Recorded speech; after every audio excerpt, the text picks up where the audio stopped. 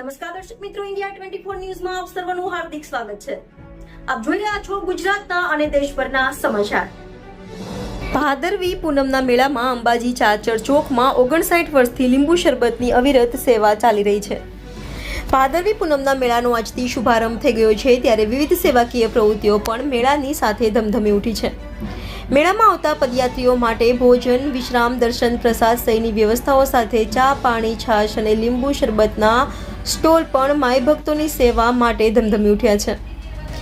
અંબાજી મંદિર ચાચર ચોકમાં છેલ્લા 59 વર્ષથી લીંબુ શરબતની સેવા આપતા પટેલ નગીનભાઈ હાથીભાઈ વાસદ, તાલુકો આણંદ, જિલ્લો ખેડાનો સેવા કેમ્પ માય ભક્તોની સેવામાં અવિરત સેવા આપી રહ્યા છે. નગીનભાઈ તેમના દાદાના સમયથી મેળામાં લીંબુ શરબતની સેવા આપવા માટે આવે છે અને એમની ટેક છે કે જીવે ત્યાં સુધી આજીવન ભાદરવી પૂનમના મેળામાં સેવા આપતો રહીશ.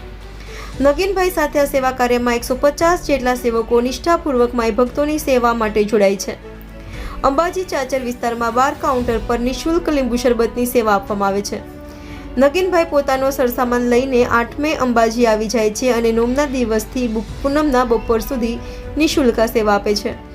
પગપાળા ચાલતા આવતા યાત્રિકો માંબેના દર્શન પહેલા લીંબુ શરબત અચૂક પીવે છે. આ શરબતમાં સેવા અને શ્રદ્ધાના સમન્વયથી માય ભક્તોમાં નવી શક્તિનો સંચાર થાય છે અને નવા જોમ સાથે શ્રદ્ધાળુઓ માના દર્શન માટે જાય છે.